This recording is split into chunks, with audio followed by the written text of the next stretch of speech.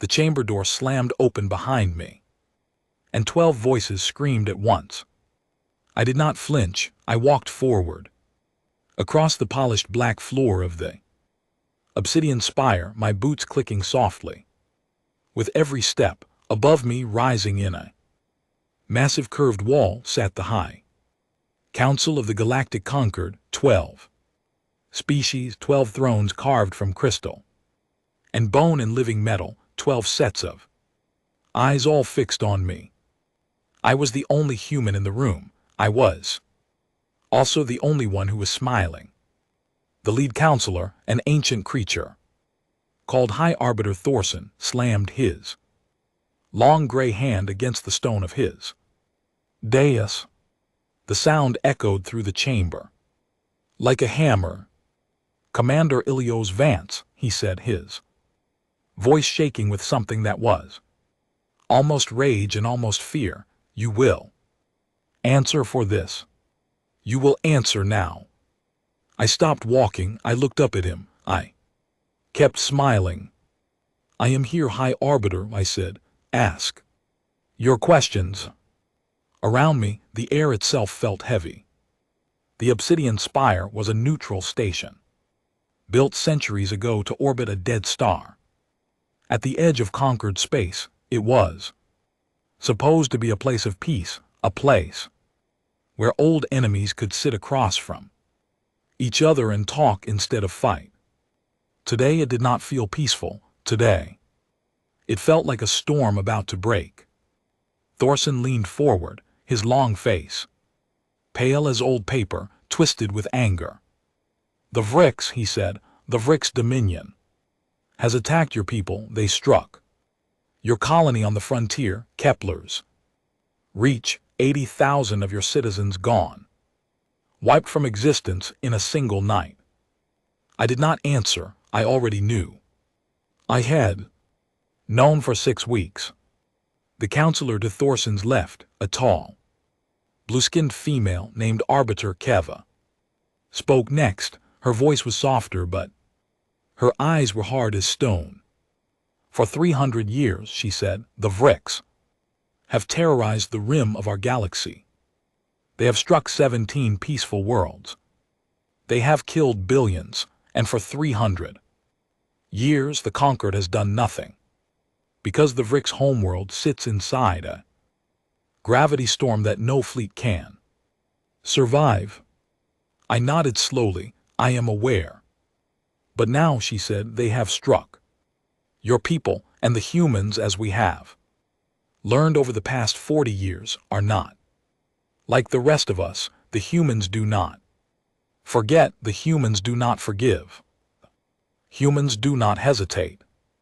Thorson stood up from his throne. His long robes fell around him like falling water.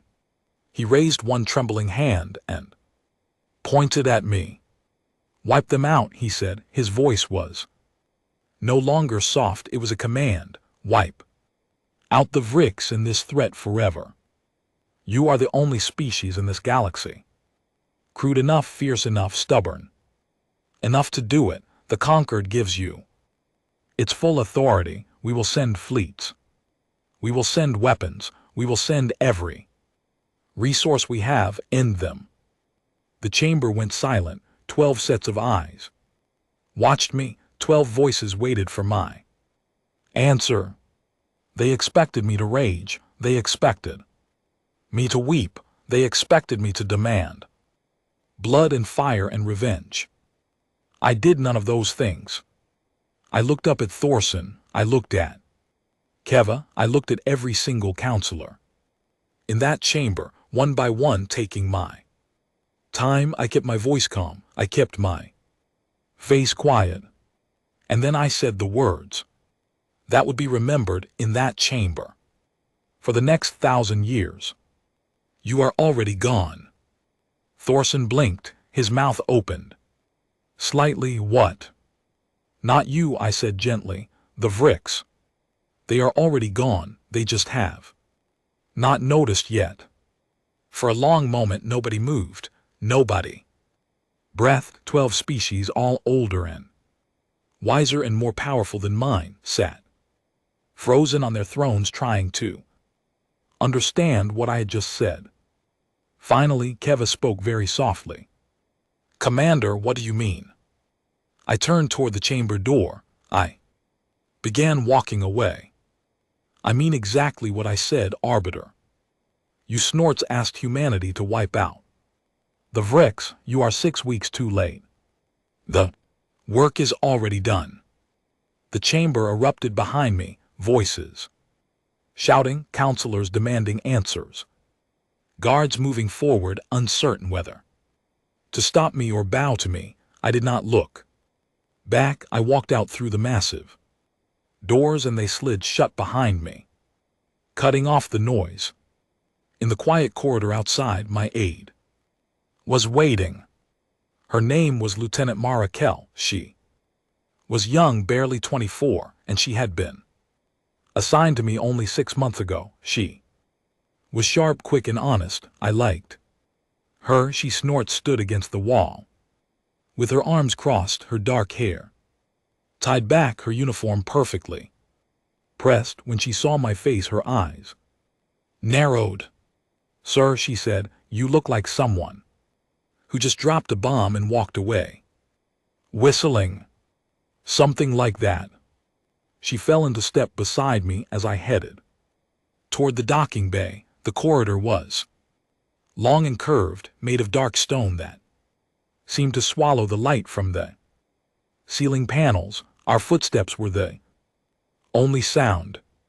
"What happened in there?" she asked. "They demanded that we destroy the Vrix, and I told them we already had."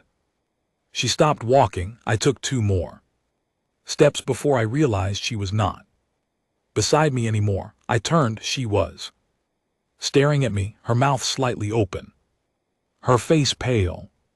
"Sir," she said slowly, "I have read every briefing you have ever sent. I have sat in every meeting. I know every human military operation currently active in this galaxy, and I can tell you right now, no such operation exists." "I know," I said. "That is because you were not told." Her jaw tightened. "Why not?" "Because only 7 people on Earth knew, and now you are the 8th. I started walking again. After a long moment she followed. When she spoke again, her voice was careful. "Explain." I raised my wrist. On the small screen of my communicator, a timer was counting down. The numbers moved slowly but steadily. 6 hours, 5 hours, and 59 minutes, 58. "In 6 hours," I said, "every Vrix in this galaxy will wake up alone. They will not know each other. They will not remember who they are. They will not remember what they were building, what they were planning, or why they struck Kepler's reach. The Vrix dominion as a civilization will simply cease to exist." Mara walked beside me in silence for nearly a full minute. "How?" she finally asked. "I cannot tell you here, not on this station, not in this corridor, but when we are safe aboard our ship, I will tell you everything, I promise." We reached the docking bay. Our shuttle was waiting, a small silver craft shaped like a blade. 2 Marines in dark gray uniforms saluted as we approached. I returned the salute. Mara climbed into the shuttle first. I followed. As the door closed behind us, I looked back one last time at the obsidian spire. The ancient station loomed in the darkness, its black surface reflecting the red light of the dead star. Inside, 12 counselors were still shouting at each other, still trying to understand what had just happened. They did not know yet, but they would. The shuttle lifted off. I sat down in the co-pilot seat. Mara sat across from me, her eyes still full of questions. "Sir," she said, "one more thing before You tell me the whole story, just one. Question. Go ahead. If the Vricks are already finished, why did you smile when Thorson demanded we end them? I looked out the window, the dead star hung in the darkness like a black eye. Watching the galaxy, below us the spire grew smaller and smaller, I thought. About 80,000 people on Kepler's reach.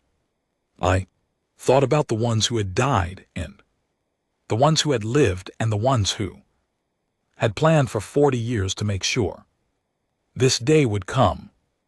Because Mara, I said softly, for 40 years I have been waiting to say those words, and I wanted to mean them. The shuttle turned toward deep space. The stars swept past the windows in a long silver blur. And somewhere far across the galaxy, inside a fortress that no fleet could ever reach, the Vricks' dominion was dying. They did not know it yet. They would not know it for 6 more hours. But the counting had already begun. Mara did not speak for the first 10 minutes of the flight. She sat across from me in the small cabin of the shuttle, her hands folded in her lap, her eyes fixed on the wall behind my head. I let her have the silence. She needed it. I had just told her that an entire civilization was ending, and she was trying to fit that fact into a mind that had been trained to believe such things were impossible. When she finally spoke, her voice was steady. That was one of the things I liked about her. She did not panic. She processed. Start at the beginning, she said. I leaned back in my seat. Outside the window, the dead star was a small red point behind us, shrinking with every second. Ahead of us, the long curve of deep space stretched out toward the meeting point where our flagship, the Perseverance, was waiting. 40 years ago, I said, humanity made first contact with the galactic conquered. Do you remember what they called us back then?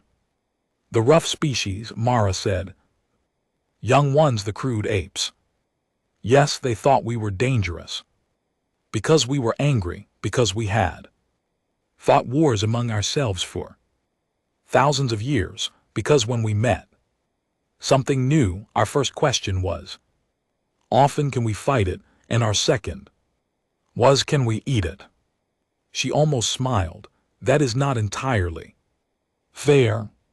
It is not entirely wrong either, but here is the thing they never understood about us. We did not fight because we were strong. We fought because we were weak. For most of our history, humans were small animals on a dangerous planet. We were not the fastest. We were not the biggest. We did not have claws or poison or armor.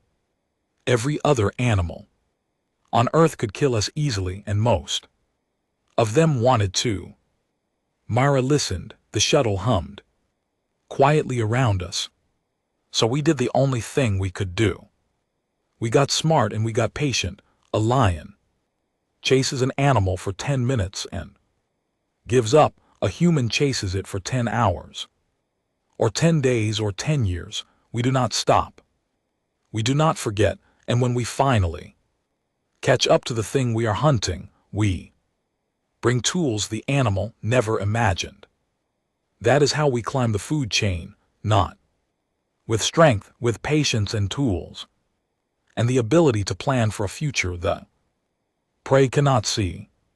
She nodded slowly, and the Vricks did not understand this. No, none of them did. The conquered looked at us and saw warriors, brutes, simple, angry apes who would one day burn ourselves out in our own fires. They never imagined what we would do with 40 years and a grudge. I reached into my jacket pocket and pulled out a small data chip. I placed it on the table between us. Everything I am about to tell you, I said, is on this chip. After you hear You will have to decide what to do. With it, you can keep it, you can destroy it, you can send it back to Earth. That is your choice, but you need to know first. She picked up the chip and turned it over in her fingers. It was no bigger than a fingernail. She set it down again. I am listening, sir. I took a breath. 40 years ago, a human scientist named Dr. Renata Ackerfer presented a paper to a small group of military planners. The paper was classified within hours. She had been studying the biology of the bricks. She was one of only 3 humans in history who had been allowed access to Vrick's tissue samples, and she noticed something that nobody else had. What? The Vricks are not individuals. They look like individuals. They walk, they talk, they make decisions, but inside every single Vricks is a biological network, kind of living fungus that connects them to every other Vricks in the galaxy. They share thoughts, they share memories, they share plans. When one Vricks learns something, every Vricks learns it within minutes. They are, in a very real sense, one giant mind wearing trillions of bodies. Mara frowned. I have read this. Concord knows this too. Yes, but the Concord thought it made the Vricks unstoppable. You cannot kill a species whose mind lives in every member at once. Cut one down, the rest carry on. Destroy a world, the hive survives. On other worlds, you cannot defeat them, because they are not really a them. They are in it. And Dr. Ackerfer saw the same fact and reached the opposite conclusion. She said, if the Vricks are one mind, then that mind is a single target. You do not need to destroy their worlds or their fleets. You need to destroy the one thing that holds them together, the idea that they are one. Mara was very still now. She was beginning to understand. She proposed building something. I continued, not a bomb, not a poison. Something much stranger. She called it a language weapon, a message written in molecular structure that could enter the hive mind and rewrite a single core assumption, a single belief. What belief? The belief that they are not alone. Belief that other Vricks exist. The belief that the hive is real. Mara stared at me. You are telling me, she said slowly, that humanity spent 40 years building a weapon that convinces every Vricks in the galaxy that they are the only Vricks left? Yes. She leaned back in her seat. She ran a hand through her hair. For a long moment she did not speak. That is not a weapon, she said at last. That is a ghost. It is both. Think about what it means. A Vricks is not a creature that can survive alone. They have no memory of being alone. Their whole way of thinking is built on the hive. When they believe the hive is gone, they do not simply become lonely, they become broken. They forget how to speak, they forget their purpose, they forget who they are. Their civilization does not fall in fire, it simply unravels like a knot pulled loose from the wrong end. And this weapon, Mara said carefully, has been delivered. Yes, 6 weeks ago. How? Nothing we have can reach their homeworld. Their gravity storm tears apart every ship. We did not send a ship, I said. We sent a person. The shuttle chimed softly. We were approaching the Perseverance. Through the front window, I could see the great shape of our flagship growing in the distance, a long dark sword of metal and light floating against the stars. Dozens of smaller ships patrolled around it in slow circles. One person, Myra said, one person, carried this weapon past every defense. The Vricks have built. Her name was Specialist Juno Hale. Mara looked up sharply at the tents. She knew she would not come back, she volunteered anyway. I want to tell you her story properly when we are aboard the ship. She deserves that much, but I will tell you the short version now, so you understand. I paused. Outside, the Perseverance was filling the window now, its hangar bay. Doors were opening for us, a long rectangle of warm light in the darkness. Juno was dying, I said quietly. She had an illness that no medicine could cure. She had 6 months left, and she knew it. She could have spent those months with her family. She chose to spend them doing something else. What did she do? She let the scientists modify her body. They wove the language weapon into her cells, into her bones, into her blood. She became a walking carrier. Then we sent her to a black market zone where the Vricks were known to collect living specimens for study. She allowed herself to be captured.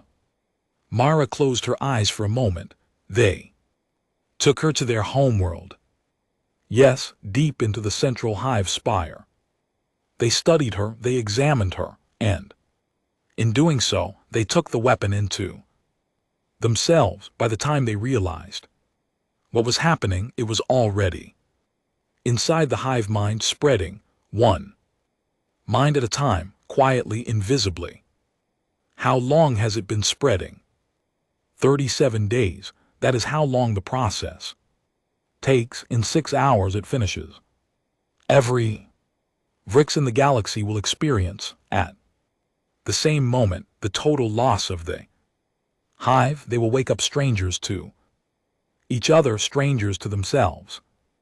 The shuttle slid into the hangar bay of the Perseverance. The great doors closed behind us. Lights flickered on, and the sound of the outside galaxy was replaced with the quiet hum of the ship. Mara had not moved. She was still holding the data chip I had given her. Sir, she said finally, I have a question, not about the mission, about you. Go ahead. You have known about this for 40 years. You have carried this secret for most of your career, and you have smiled at counselors and attended parties and shaken hands with ambassadors from 100 worlds, all while knowing that this plan was moving forward beneath the surface. Yes. How did you live with it? I thought about that for a long moment. The shuttle doors were beginning to open. The hangar crew was approaching with equipment and welcomes. I did not live with it easily, I said. There were nights I did not sleep. There were days I looked at the Vricks ambassador at some dinner party, and I thought about how he would never know that his species had already been given a death sentence. That was a hard weight to carry, but I carried it because the alternative was worse. What alternative? Doing what the conquered wanted us to do. Sending fleets, burning worlds.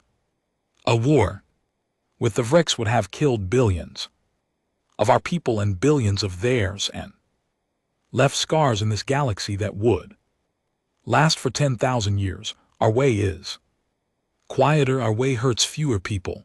Our way, when it finishes, leaves the Vricks worlds empty but not burning. Their children, if they have any, will not grow up remembering who killed their parents. They will simply grow up in silence.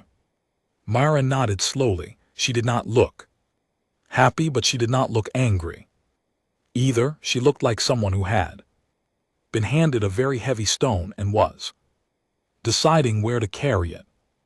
And the other species, she asked, conquered, what will they do when they find out? I stood up. The shuttle door was fully Open now, outside the bright lights of the Perseverance were waiting. They will be afraid, I said, very afraid, and that too is part of the plan. I stepped out of the shuttle. Her name was Juno Hale. I want you to remember that, not the commander who gave the orders, not the scientist who built the weapon, not the politicians who approved the plan. When history tells the story of what humanity did to the Vrix, it will mostly talk about generals and councils and strategies. But the person who actually ended the Dominion was a 31-year-old woman from a small town in the north of England who had never fired a weapon in her life. I met her once, just once. I want to tell you about that meeting before I tell you what she did. It was 8 months ago. I had flown to a quiet research facility in the desert. Far from any city, the facility did not appear on any map. Its workers did not use their real names. The building itself looked like an old weather station, a few low concrete structures, and a radio tower. Underground it was something else entirely. It was where we had been building the language weapon for 39 years. I walked through a long hallway lit by pale blue lights. A doctor named Owen Kettering led me. He was a small, nervous man with gray hair and kind eyes. He had been part of the project for most of his life. She is ready to meet you, he said. But Commander, I have to warn you, she is not what you might expect. What should I expect? He paused outside a door. He looked at me for a long moment. Most people, when they learn they are going to die, they become smaller, quieter. Juno became the opposite. I have worked with volunteers before for other hard missions. None of them were like her. Just be ready. He opened the door. The room was simple: a bed, a chair, a small table with a pot of tea and 2 cups, a window that looked out over the desert where the evening sun was turning the sand orange and gold, and a woman sitting in the chair reading a book. She looked up when I entered. She was small, maybe 150 cm tall, with short brown hair and a serious face. She wore a simple gray uniform. Her eyes were the clearest I had ever seen. They looked at me the way a hawk looks at a distant field, taking everything in at once. Commander Vance, she said. Her voice was quiet, almost soft, but there was iron underneath it. Please sit down. Tea is still warm. I sat. She poured 2 cups. Her hands were steady. Dr. Kettering closed the door behind him and left us alone. I wanted to meet you, I said. Before you go, I wanted to thank you. I have not done anything yet, sir. You have done the hardest part. You have said yes. She thought about that. She took a sip of her tea. Outside, a hawk circled over the desert, dark against the orange sky. Can I ask you something, Commander? She said. Anything. Do you believe this plan will work? I believe it will work, yes. No, she set her cup down carefully. I did not ask if you believe it will work. I asked if you believe it is right. I looked at her. I wanted to give her a good answer. She deserved one. Juno, I said, I have thought about that question for 30 years. I have turned it over in my head until I know every shape of it, and I will tell you the truth. I do not know if it is right. I know that it is less wrong than war. I know that fewer people will suffer that way than any other way. I know that if we do nothing, the Vrix will continue to attack peaceful worlds for centuries, and we will have to watch it happen, knowing we could have stopped it. That is what I know. Whether that makes our plan right, I cannot say. Perhaps no one can. She nodded slowly. She picked up her cup. Again. I asked, she said, because I wanted to know if you would lie to me. If you had said, yes, the plan is absolutely right, I would have stopped trusting you, because anyone who is sure about a thing like this is a fool or worse. And my answer, your answer was honest, so I will do it. The sun moved lower, the hawk disappeared. We talked for 2 more hours. She told me about her family, her mother who ran a small bakery in a town called Durham, her younger brother who was training to be a teacher, her father, who had passed away 4 years earlier and whose old watch she wore on her wrist. She told me she had been sick for 3 years. Doctors had tried 6 different treatments. Nothing had worked. 6 months ago, they had told her the truth. She had less than a year to live. Probably less than 8 months. I could have gone home, she said. I could have eaten my mother's bread every day. I could have watched the seasons change from the window of my bedroom. And part of me wanted to, a very big part. But you are here. Yes. Why? She looked out the window. The sky was deep purple now, the first stars appearing. Because sometimes, Commander, you get lucky. You get a chance to turn a bad ending into a useful one. Most people never get that chance. I have it, and I would be ashamed to throw it away. My brother will teach children. My mother will bake bread, and I will do this thing so that their world is quieter tomorrow than it was today. That is a good trade, I think. Before I left, she gave me a letter. It was sealed in a plain white envelope. On the front, in her careful handwriting, were the words, for my mother to be given after. Promise me, she said, that you will deliver this, not through a messenger, yourself in person. I promise. I have carried that letter in my jacket pocket for 8 months. I still have not delivered it, but I will. That was the last time I saw Juno Hale. 6 weeks later, she boarded a black market transport ship at the edge of Vrix-controlled space. She traveled under a false identity, posing as a living specimen being sold by a criminal trader. The trader was one of ours. He had spent 4 years building a reputation with the Vrix buyers. They trusted him when he offered them a rare human female in good health. They paid him a high price and took her without question.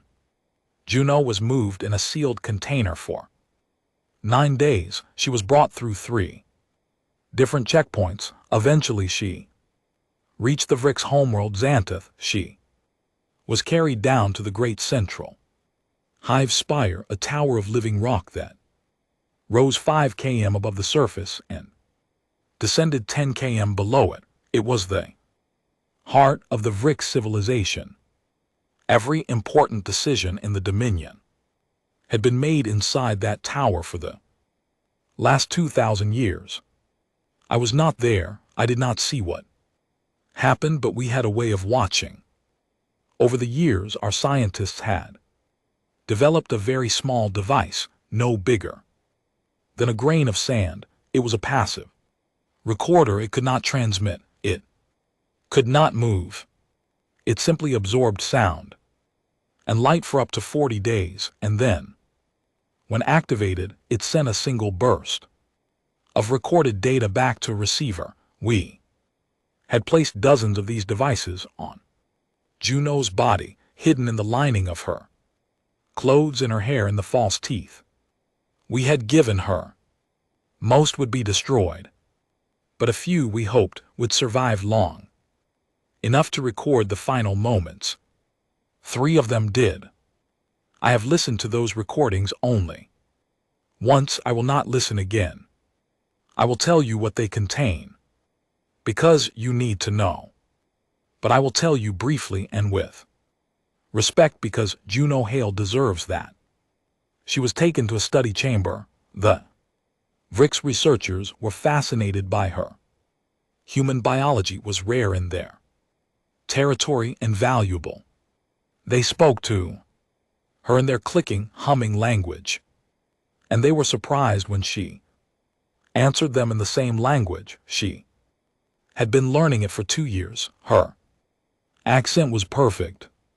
She told them she was not afraid. She told them she was a willing subject. She asked them to be gentle because she wanted to see their world before the study began. They agreed. They were polite. The Vrix, whatever else they were, had always been polite to their captives.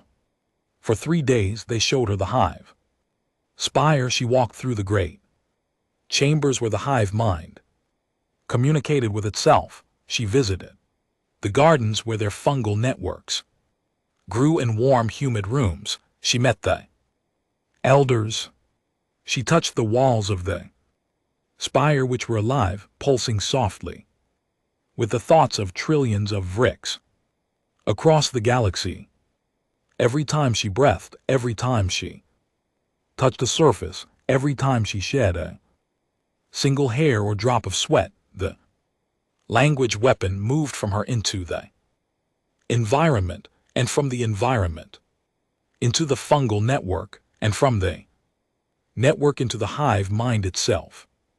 On the 4th day the study began. It was thorough, it was careful. The Vrix were excellent scientists. They did not rush. They took samples and they examined them, and they shared what they learned with every other Vrix in the galaxy. By the end of the 7th day the weapon was fully inside the hive mind. It had been accepted, shared, distributed. The Vrix did not know this. Nothing felt different to them. The weapon was designed to be invisible, to lie quietly inside the network, to slowly rewrite the foundation of Vrix identity over the course of 37 days. Juno died on the 7th day. Her last recording is short. She was alone in a small cell between studies. She knew it was nearly over. Her voice on the recording is calm. "Tell my mother," she said, "that I was not afraid. Tell her the bread always tasted like home. Tell my brother to be a good teacher. Tell the people of Kepler's Reach that I remembered them at the end. Tell the Vrix when they are gone that I was sorry. I truly was." Then the recording ends. I sat with Myra in my quarters aboard the Perseverance as I finished telling her this. The room was quiet. The lights were low. Outside the window the stars moved slowly as the ship turned. Myra did not cry. She was not that kind of officer, but her eyes were wet, and she did not try to hide it. "Sir," she said after a long moment, "you have been carrying this for 8 months. The letter, the memory, all of it." "Yes." "Who else knows her name?" 7 people, now 8. "She should be remembered." "She will be, when this is finished and the truth comes out. Her name will be carved on a stone on earth. Her mother will read that letter. Her brother will teach his students about her. The galaxy will know what one woman did." Mara looked down at her hands. She was quiet for a while. "How long now?" she asked. I looked at my wrist. The timer had been ticking down the whole time we had talked. 2 hours and 11 minutes, I said. "Until the hive mind fractures. Until the Vrix dominion simply stops." She nodded. She stood up. She walked to the window and looked out at the stars. "Sir," she said, "I think I should go to the bridge. I want to be there when it happens." "Yes," I said, "so do I." The bridge of the Perseverance was quiet. When we arrived, not silent because a warship is never silent, consoles hummed, communication stations chirped. Officers spoke to each other in low, focused voices, but the usual noise of a busy bridge was muted, careful held back. Word had traveled through the ship. In the last hour, the senior officers knew something large was about to happen. They did not know what. Captain Helena Brandt stood in the center of the bridge, her hands folded behind her back. She was a tall, lean woman in her 50s with short silver hair and a face carved from long years of hard decisions. She saw me enter and nodded once. "Commander," she said, "systems are ready. All stations are monitoring VRICS communication channels. If anything changes, we will know within seconds." "Thank you, Captain." I took my place at the observation console near the front of the bridge. Mara stood just behind me. I glanced at the main screen. It showed a map of the galactic rim with small red dots marking every known VRICS territory, every fleet, every major world. There were hundreds of dots. They stretched across an area of space so large that it took light years to cross. In less than 1 hour, every single one of those dots would go quiet. "Commander," Captain Brandt said, stepping up beside me, "permission to speak freely." "Always." "I have been briefed on what is happening. My senior officers have not. Do you want me to tell them now or after?" I thought about it. Now they deserve to know before it begins, not after. She nodded. She turned to her bridge crew. She spoke clearly, calmly, without wasting words.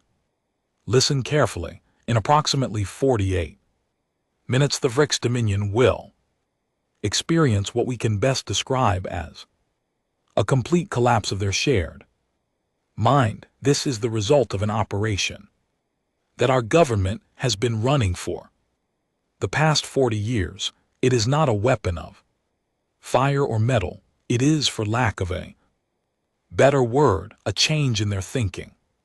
When it finishes, the VRICS will no longer function as a unified species. Their fleets will stop coordinating. Their worlds will go silent. Their civilization will unravel. This will happen without any direct action from our ships. We are here only to observe, to record, and to respond if anything unexpected occurs. The bridge crew listened. A few of them exchanged glances. One young officer, a communication specialist named Sergeant Paul Whitmore, raised his hand hesitantly. "Captain, with respect, is this an attack?" Brandt looked at me. I stepped forward. "Yes, Sergeant, it is, and I will not pretend otherwise. 6 weeks ago, the VRICS attacked our colony at Kepler's Reach. 80,000 of our people were killed. This is our response, but I want you to understand something clearly. This plan was not made 6 weeks ago. It was made 40 years ago, long before Kepler's Reach existed. We built this response as a last option in case the VRICS ever chose to strike us directly. We hoped we would never use it. When they attacked our colony, we authorized its use, but the weapon was already prepared, already waiting. We have been patient for a long time." Whitmore nodded slowly. He did not ask any more questions. None of them did. I returned to my console. The snorts timer on my wrist now read 43 minutes. The bridge fell back into its focus. Quiet. I watched the map on the main screen. I watched the red dots. I thought about the trillions of minds inside those dots, all going about their ordinary business, eating, speaking, planning, never imagining what was about to happen to them. Mara leaned close to me. Sir, can I ask you something? Yes. Do you feel guilty? I was quiet for a long time before I answered. Yes, I feel guilty, not for what we are doing exactly. I feel guilty that it was necessary. The Vricks were not born hateful somewhere deep in their history. They became what they are. They could have chosen differently. They never did. But they had that choice, and somewhere along the way they lost it. That is the sad part, not that we are ending them. That they chose this ending for themselves long before we ever arrived. She nodded. She did not speak again. 20 minutes passed. The bridge crew worked quietly. Captain Brandt walked among them, checking systems, asking soft questions. I watched the main screen. At the 30-minute mark, something small happened. A communications officer named Corporal Edward Lowell lifted his head suddenly. He tapped at his console, frowning. Captain, he said, I am picking up an unusual pattern in Vricks communications. Not silence, noise like confusion. Show me. He projected the signal pattern onto the main screen. A long, jagged line appeared, jumping up and down in sharp, random movements. The pattern was nothing like the smooth, clean communication signals the Vricks normally used. It is not damage to their system. Lowell said, the signals are being sent, but the content is incoherent. It is like they are all talking at once, but not listening to each other. The early stages, I said. The hive mind is beginning to break. Individual Vricks can still speak, but they are no longer able to share thoughts instantly. They are trying. They do not understand why it is not working. The bridge was silent. Everyone was watching the screen. Another 10 minutes passed. The signal pattern grew worse, more chaotic, more broken. Then the first red dot on the map went gray. It was a small Vricks outpost on a remote world. It had gone completely silent. No transmissions, no signals of any kind. A minute later, 2 more dots went gray. Then 5. Then 20. The bridge crew watched transfixed. The map was changing in front of us. Red dots were turning gray in waves. Pattern was not random. It moved in ripples, spreading outward from the Vricks homeworld across the galaxy as the collapse of the hive mind swept through every connected member of the species. I checked the timer on my wrist. 3 minutes remaining. Commander, Mara whispered, it is really happening. Yes. What does it look like to them at the end? I thought about Dr. Akefer's old papers. I thought about all the simulations we had run. I thought about what she had told me many years ago when I had asked her the same question. For each individual Vricks, I said quietly, it will feel like the moment you wake from a dream. For most of their lives, they have been part of a great ocean of minds. They have never been alone, never been truly themselves.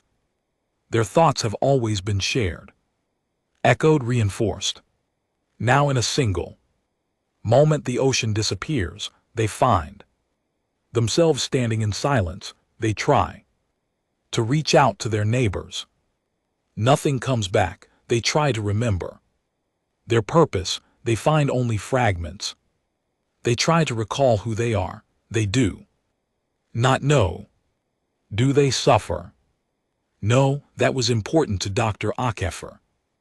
The weapon does not cause pain. It does not cause fear. It simply removes the thing that made them a dominion. What is left is a creature that is alive, that can breathe, that can see but does not know what to do next. most of them will. Sit down, most of them will become. Quiet, some will wander, a few we believe may eventually rebuild a simpler way of living without the hive, without the memory of what they were, and their fleets, their weapons. A Vrik's fleet is only deadly because it is coordinated by the hive mind. Without that coordination, the ships will simply drift. The individual pilots will not know where to go or what to do. They will shut down their systems and wait. They have no tradition of individual action. They cannot function alone. The timer reached 0. On the main screen, the red dots were vanishing faster now. A great wave of gray rolled across the map of the galactic rim. And GT snorts. And GT. One by one, every Vrik stronghold, every fleet, every outpost fell silent. Worlds that had been full of activity a minute ago were now empty of signals. Fleets that had been moving in careful formation were now drifting. The bridge was completely silent. Even Captain Brand had stopped walking. Corporal Lowell spoke, his voice low. "Captain, I am detecting one transmission, a single voice from the Vrik's homeworld. Put it on speakers." A hissing sound filled the bridge. Then, through the static, a voice emerged. It spoke in the Vrik's language. The translation appeared on our screens. The voice was small, confused, tired. "Where is everyone?" it said. A pause. "Where is everyone? Why does no one answer?" Another pause, longer this time. "I am alone. I do not understand. Why am I alone?" The voice broke off. The transmission ended. Silence returned to the bridge. I looked at the map. Almost every red dot was gray now. The Vrik's dominion, which had ruled its corner of the galaxy for over 1,000 years, which had attacked and destroyed 17 worlds, which had killed billions of innocent beings, was gone, not in fire, not in ruin, just in silence. Captain Brand let out a long breath. She turned to her crew. "Record everything," she said. "Every signal, every change, every last detail. This moment will be studied by our historians for centuries. I want perfect records." "Yes, Captain," the crew answered. She turned to me. Her face was calm, but I could see the weight of what we had just witnessed behind her eyes. "Commander," she said, "what now?" "Now," I said, "we tell the conquered."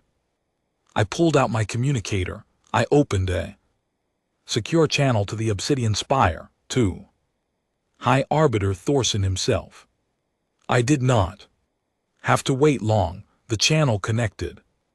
Within seconds, Thorson's face appeared on the small screen. He looked exhausted. He looked old. He looked like a man who had been arguing with 12 counselors for the past 6 hours, trying to understand what I had told him.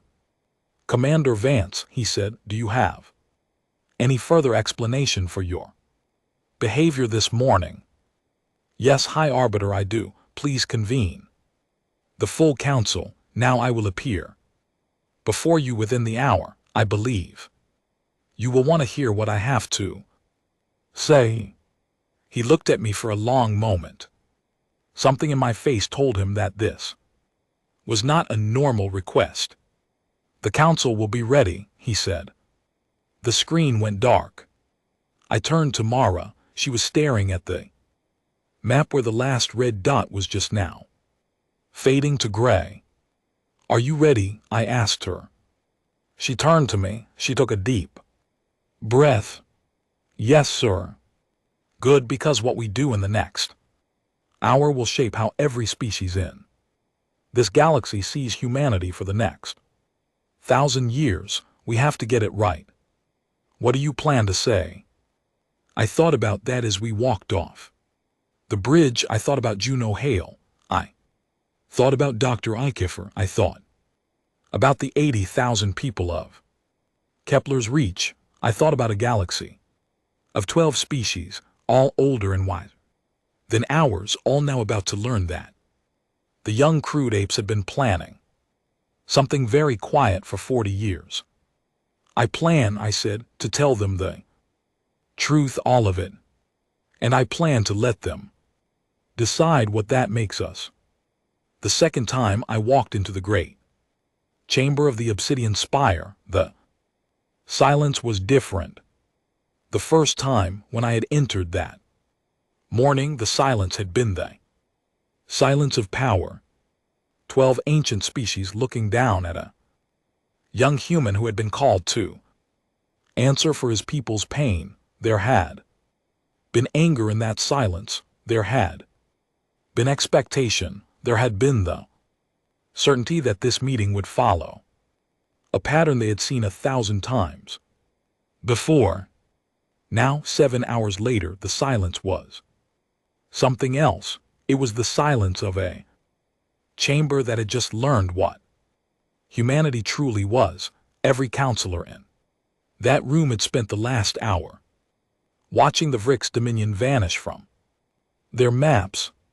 Every communication network in the galaxy had lit up with the same question. Every diplomatic channel had been flooded with reports of drifting Vrix fleets, silent Vrix worlds, and one strange final transmission from Xantheth, asking why no one answered. The counselors watched me walk in. None of them spoke. I could feel their eyes on me with every step. Myra walked behind me. She held herself with perfect dignity, her chin up, her hands at her sides. I was proud of her. I reached the center of the chamber. I looked up at the High Arbiter. Thorson did not stand. He did not shout. He did not pound his hand against the stone of his dais. He simply looked at me, and I saw in his pale face something I had never seen there before. It was fear. Not hatred, not rage, just quiet, deep, careful fear. "Commander Vance," he said, his voice was soft, "I have sat in this chamber for 230 years. I have witnessed the rise and fall of empires. I have heard confessions from killers and speeches from heroes. I have seen things that would break a younger mind. But I have never, in all those years, seen what I saw on my map this afternoon. Will you please explain it to me?" I nodded. "I will, High Arbiter. Tell me what you want to know." "Everything." I took a breath, and then I told them. I told them all of it. I told them about the first contact 40 years ago, and how the Conquered had looked at us and called us crude. I told them about Dr. Renata HFY and her strange paper that had been hidden in secret files for nearly 4 decades. I told them about the language weapon, the way it had been designed, the way it had been tested on non-living fungal samples, the way it had been refined 1,000 times over the course of 39 years. I told them about the Vrix hive mind and the single central belief that held it together. I told them how we had waited. For 40 years we had waited. We had not used the weapon. We had hoped we would never need to. Then I told them about Kepler's Reach. 80,000 people, a peaceful colony, children playing in the gardens, families sleeping in their beds, gone in a single night because the Vrix had decided humanity was getting too influential, too connected, too strong. They had struck us to send a message. The message had been clear: stand down. Submit, or we will do this again. We did not stand down. We did not submit. We activated the plan we had built decades before. I told them about Juno Hale. I told them Everything, her illness, her choice, her journey to Xantheth, her 7 days. Inside the hive spire, her last words. The letter I still carried in my jacket pocket, which I would deliver to her mother when I returned home. The chamber was completely silent. I spoke, no counselor interrupted, no one objected. They listened, they watched me. Some of them took notes. Some of them simply stared. When I finished, I waited. It was High Counselor Keva, the tall, blue-skinned female who spoke first. Her voice was careful, controlled. Commander, let me make certain I understand. 40 years ago, your government developed a weapon capable of ending an entire civilization. You tested it, you refined it, you kept it ready. You maintained the knowledge in a group of only 7 people, and you waited for 4 decades without ever using it, without ever threatening to use it, without ever telling us of its existence. Yes. Why? Because we did not want to use it. We built it because the Vrix were a threat, and we believed even then that they might one day strike us. We hoped we were wrong. We prepared in case we were right. We have not spoken of it because weapons once spoken of invite arguments and demands. We did not want arguments. We wanted the weapon to stay in its box. And now it has been used once. It will never be used again. The materials, the research, the design, all of it will be destroyed by order of my government within the month. The 7 of us who knew will take the details with us to our graves. No record will remain. A counselor I did not recognize spoke. Next, a short, thick-bodied creature with deep purple skin, wrapped in black robes. His name was High Counselor Martin, from a species called the Ulta.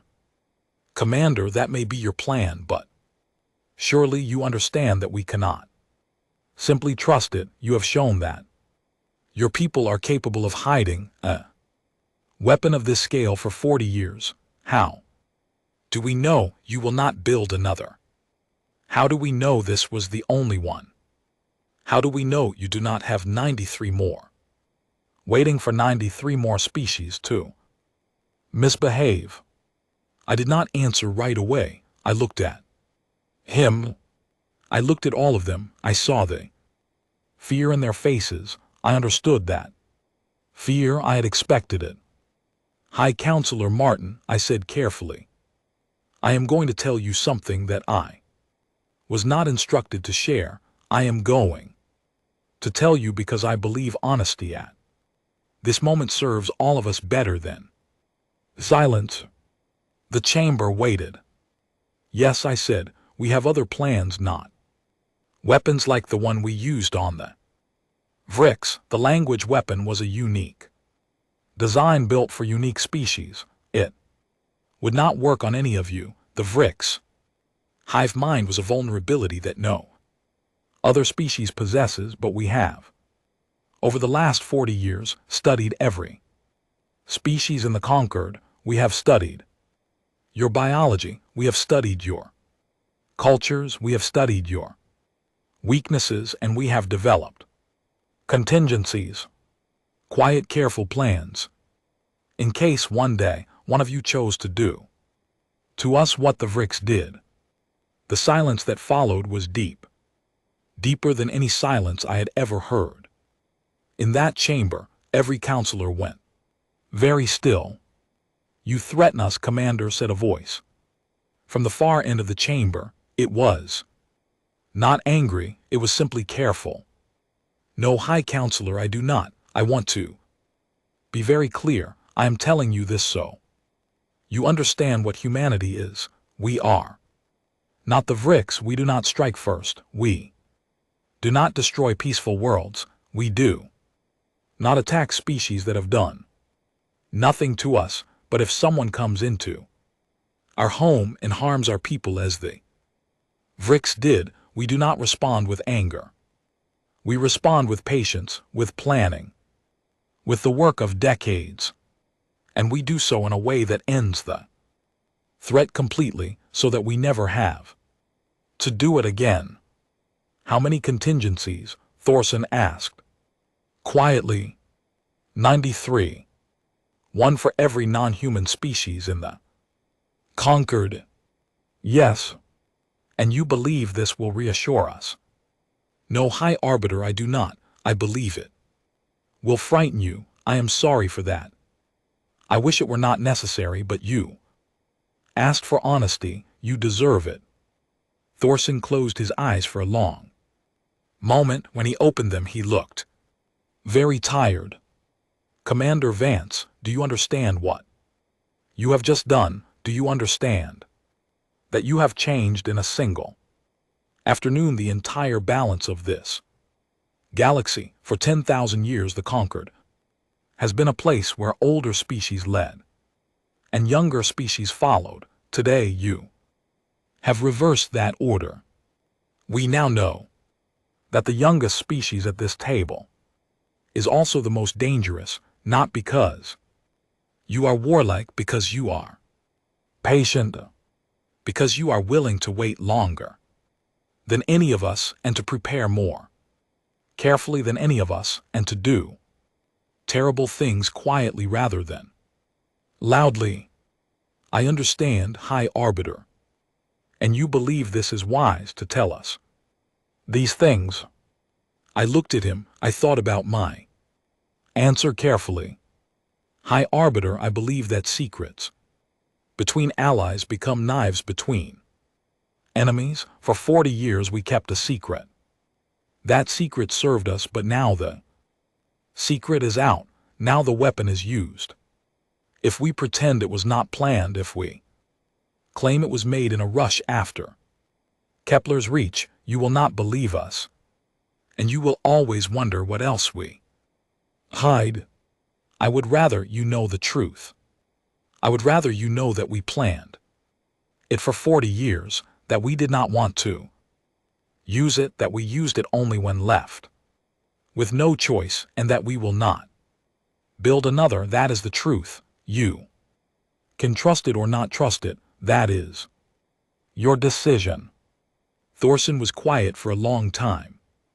And if we decide, he said finally, that humanity is too dangerous to remain in the conquered, that we should isolate you, that we should close our borders to your ships, your trade, your people, then we will accept that decision. We will not fight you over it. We will go home and we will live quietly, and we will trade with whoever still wants to trade with us. We do not need the conquered to survive.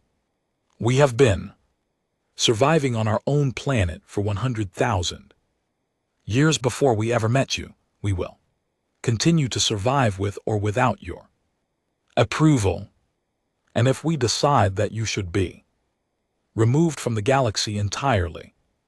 I did not look away. I did not blink. High Arbiter, I will give you the same answer the Vrix would have given if they had been asked the same question a year ago. You are welcome to try. The chamber did not breathe. 12 counselors, older and wiser than me, stared down at one human standing in the center of their marble floor. None of them moved. Then slowly, Keva began to laugh.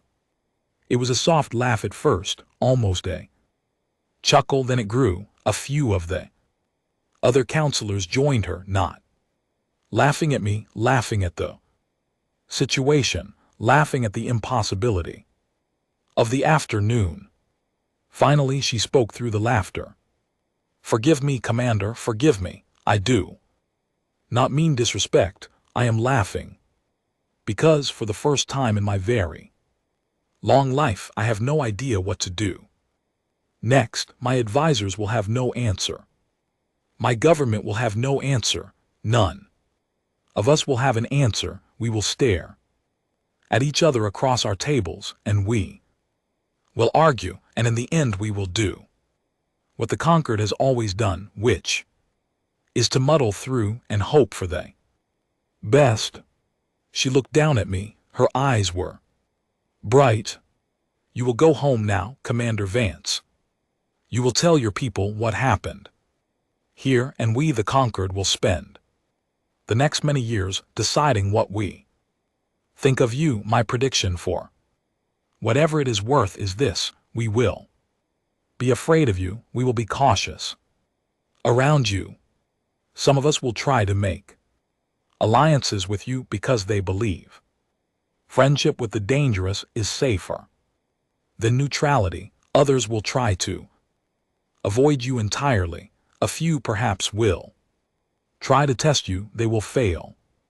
Most will simply live alongside you, watching carefully as one watches a sleeping predator in the next field, and over many years, perhaps many generations, we will come to accept that the galaxy has changed, that it will not go back to what it was, that humanity, the crude apes, are now something none of us expected: patient, thoughtful, terrible when provoked, gentle when not. She paused. Is that acceptable to you, Commander? Yes, High Counselor, it is. We do not ask to be loved, we only ask to be left alone and to be trusted when we extend our hand in friendship.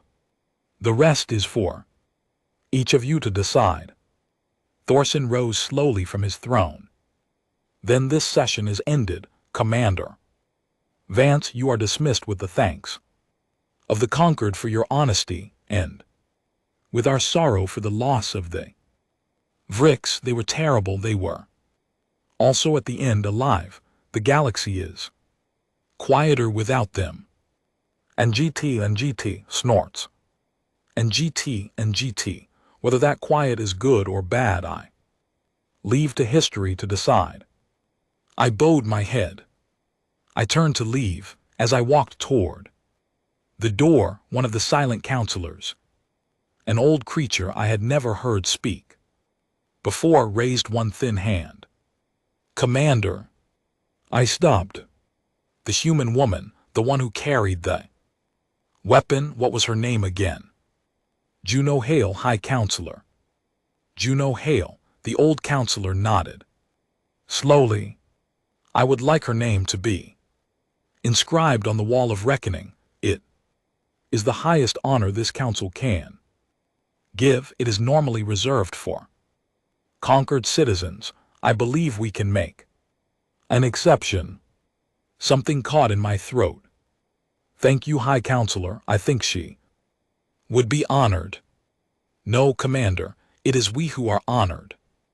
A single mortal, knowing she would die, walked into the darkest place in our galaxy, and she ended a threat that we, for all our fleets and all our centuries, could not face. She was braver than any of us. Let her name be written where it will never be forgotten. I could not speak for a long moment. Thank you, I said finally. Thank you all. I walked out of the chamber for the last time. In the corridor, Mara was waiting. She had listened through the communicator I carried. Her eyes were wet again, but she was smiling. We walked down the long hall together. Our footsteps echoed softly. Outside, a shuttle was waiting to take us home. 6 months later, I stood in a small town called Durham in the north of England. The air was cool. The sky was gray. The streets were wet from an afternoon rain. I found the small bakery on a corner. I stood across the street from it for a long time before I went in. The woman behind the counter was small, with short brown hair going to gray and clear, serious eyes. She looked up when I entered. She did not know me, but something in her face told me she recognized the kind of news I was carrying. Mrs. Hale, I said softly, my name is Ilias Vance. I knew your daughter. She set down the bread she was holding. Her hands trembled just slightly. "Come into the back," she said. "I will put some tea on." I followed her into the small kitchen. I took out the letter Juno had given me 8 months before, still sealed in its plain white envelope. I placed it on the wooden table. I sat down across from her. She did not open the letter immediately. She poured 2 cups of tea. She slid one toward me, then she picked up the letter, and she opened it slowly, and she began to read. She read for a long time. She did not cry. She smiled once softly, and another time she closed her eyes and simply breathed. When she was finished, she folded the letter carefully and placed it back on the table. "Thank you," she said, "for bringing this, for coming yourself." She would have wanted that. She was very brave, Mrs. Hale, braver than anyone I have ever met. "Yes," the older woman said quietly. "She was her father's daughter. He was the same way, quiet, stubborn, always doing difficult things without complaining about them." We sat in silence for a while. The rain began again outside. Somewhere a small bell rang as another customer entered the bakery. "Commander," she said at last, "tell me one thing if you can." "Anything." The thing she did, the mission, did it matter? I thought about the chamber of the obsidian spire. I thought about the gray dots on the map. I thought about a galaxy that would live now without fear of the Vrix. I thought about the stone that had already been carved on Earth, with Juno's name at the top and 80,000 names below it. I thought about the wall of reckoning where her name was now inscribed forever alongside the greatest heroes of 12 alien species. "Yes, Mrs. Hale," I said, "it mattered. It will matter for 1,000 years, and every person in that 1,000 years will owe a small part of their peace to her." She nodded once. She picked up her tea. She took a long, slow sip. "Good," she said softly. "That is good. That is what I wanted to know." I left the bakery an hour later. The rain had stopped. The sun was beginning to break through the clouds. Somewhere above me, far above the thin blue sky of Earth, the galaxy was settling into its new shape. 12 species in one. Patience on every side. Fear for now in balance with respect. Somewhere far across the stars, an old high arbiter named Thassin was probably still sitting in his chamber, still trying to understand what had happened. In a single afternoon, he would understand it eventually. They all would. And somewhere in a vault deep beneath the Earth, 93 quiet plans were being reviewed one last time, then carefully destroyed, because the age of secret weapons was over. Humanity had made its point. It would not need to make it again.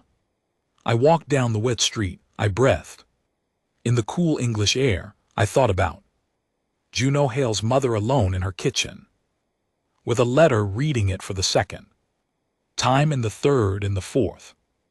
I thought about the clear, serious eyes she had passed on to her daughter. I thought about what it meant to be human. And I walked home.